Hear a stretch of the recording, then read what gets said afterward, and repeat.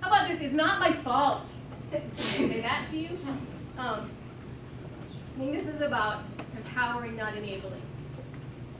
Kids need to hear our values. They need to hear our expectations.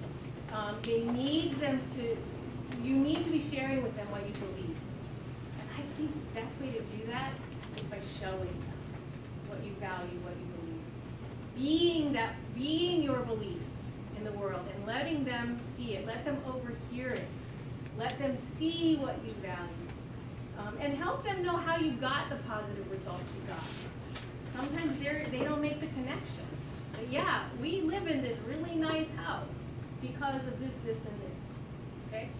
What are the things that, where you spend your time that they may not even know you do? And they reflect your values.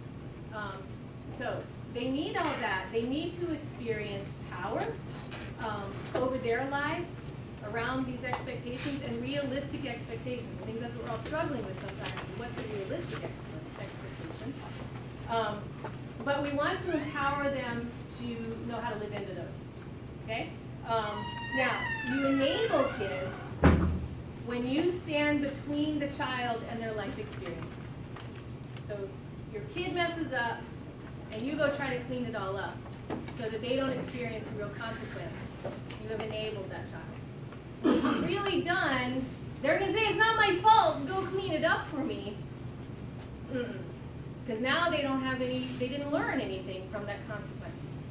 So we need to step out of that picture and give them the power to have the life choice they made connect with the consequence of that choice. So, you know, it's again, working in a school, I saw it happen so often that the child made the mistake and the parent would kind of, can we just fix that? Can't you make that an A instead of a B? No. Because the child didn't do the work. You're going to intersect and not have them experience the consequences of that. So don't stand between, okay? What we want to do is give them power. So we give them power by turning the control over to them about their choices and the actions that they're making. And then, so what are you going to do differently than stepping between? You get that call that somebody tells you about something that went wrong for your child, something that was bad. Thank you for letting me know. Now, I'm going to try to listen without fixing it.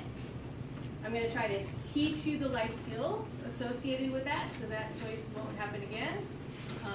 I'm going to try to do some joint problem solving with you perhaps.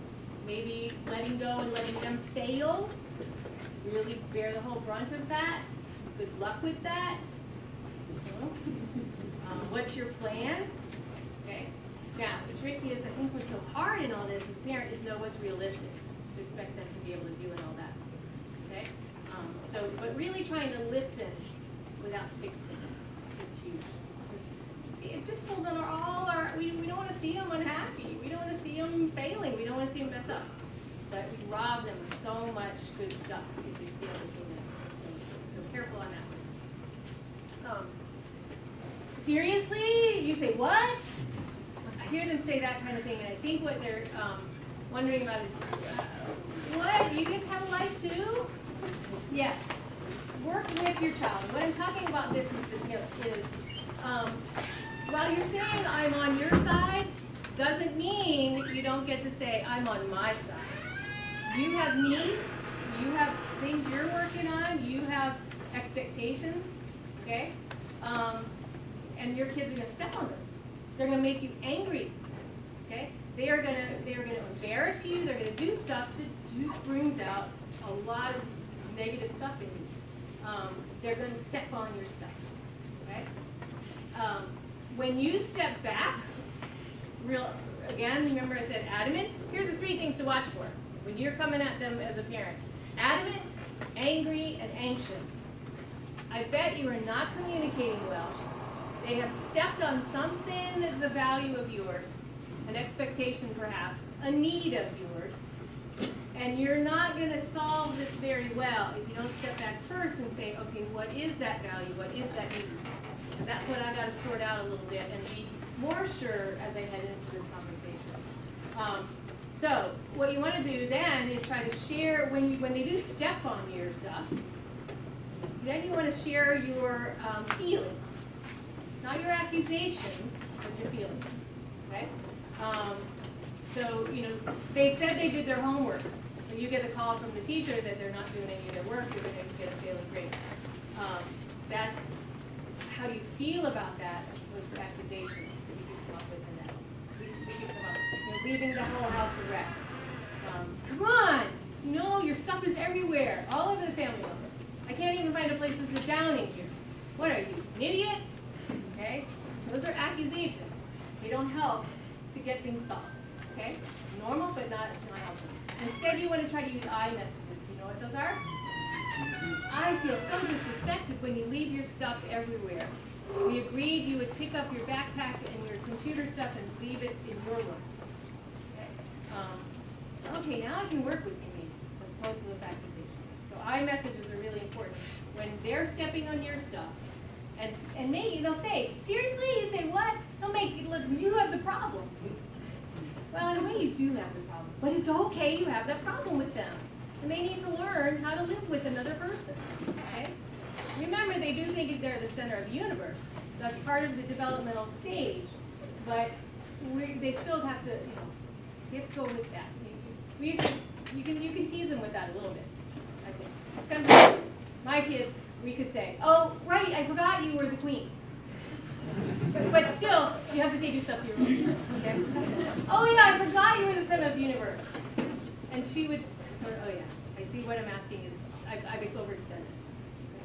Okay. All right. How about this? You just don't understand. That is the common lament of teenagers. I think it's been the lament forever. We said it about our parents. That's a common lament.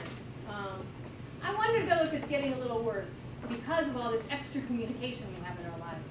All the information, all the explosion of time being sucked up, I think has hurt us in this. So I'm going to take a little extra time to talk about some communication skills. This tip of brushing up on communication skills is critical.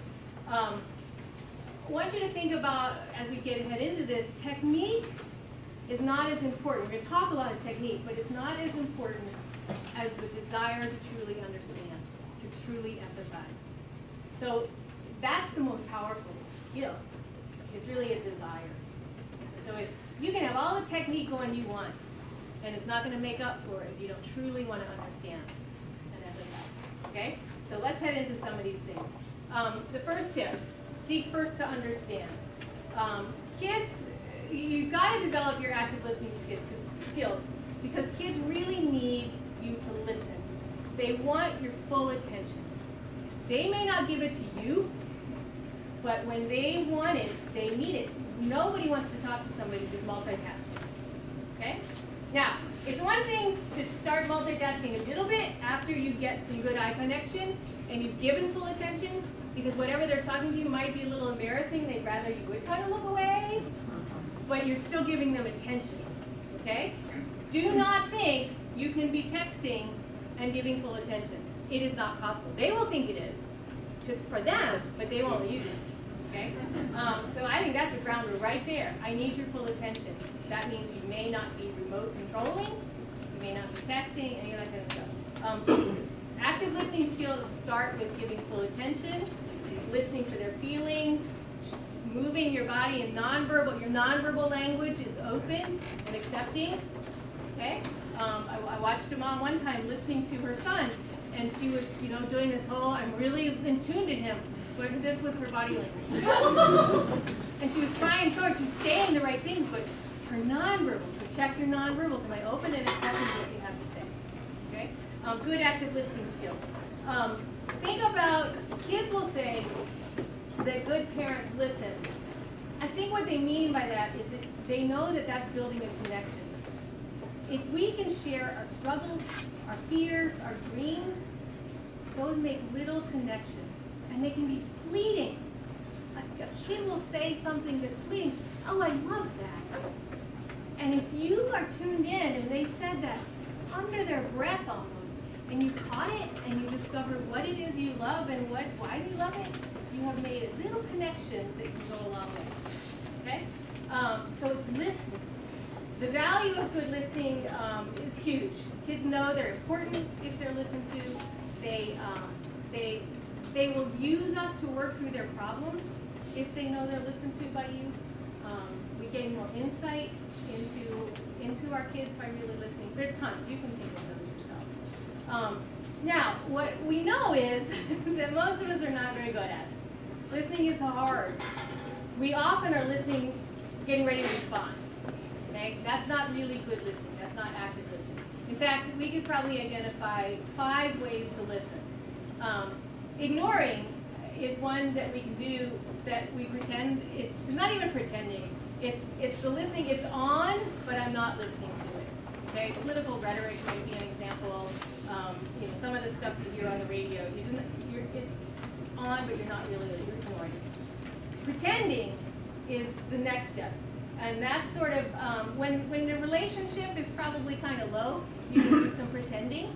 I do this sometimes at cocktail parties. Pretending to be listening, but no, I really don't care what you're saying. You're pretending. Got to have a low relationship in that. Selective listening is, I do a lot of that now in my preschool because 3-year-olds just never stop talking. If I listen to everything they said, some adolescents are like that. And they are just talking out loud, thinking out loud, saying everything with intensity. You can't possibly listen. So, but you have to select, so when they say the thing, you gotta be doing it, okay? Attending, how about that? It's giving your energy. It's really saying, now I'm really attending to you. So each level is getting a little higher, and you finally get to this empathic listening. And what this is so powerful. This is when your kid is really trying to connect with you, really trying to share something. And being empathic is not sympathetic. It's saying, I really hear your feeling. I connect with your feeling. I understand your feeling. Now, it doesn't mean I agree with your feeling. It doesn't mean I am feeling the same thing. It means I can understand it. I can understand why you feel that way. Okay? What it's doing is it's affirming at the deepest level that you are understood. That is such a human longing. Okay? And it's healing. It's healing for kids. It's healing for all of us when somebody will empathically listen. So that's what you're trying to do. Now, you're not trying to do that 24/7. Some other times, this other kind of listening is valuable. But this is when you're trying to make the deep connections, be empathic. Now, let me give you a couple statements and think how you would react. In fact, holler out some of them. Just go with your gut. Do not censor. Everyone has a car except for me. It's so unfair. What do you say back? Good job. We had a ridiculous health class today about sex and all the diseases you can get. They were just trying to scare us. I don't want to go to college.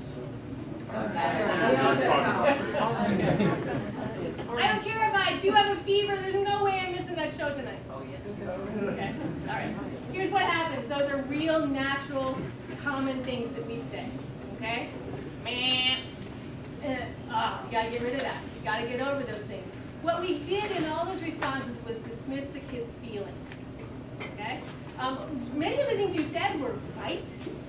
They dismissed the kids' feelings. And I can see why we dismissed the feelings. Some of it we did kind of harsh. Some of it we did no way you go into that show. Some of it I think we dismiss their feelings because it unsettles us. We don't like to hear them being unhappy. We don't like to hear them hurting. Okay, so we don't want to hear that. We want to fix things, so we tell them what to do instead. Okay? Harder, but so much more valuable to really stick with the feeling. So I'm going to go through these fast. We tend to blame or accuse. There's a kind of statement that might be that kind. Some of the other things we do, we tend to resort to name calling. So we might come up with that kind of thing. I said this is a direct quote from me. And my daughter lost her calculator that I spent $100-some on. Oh, sorry. We tend to make threats. Have you done this? Okay.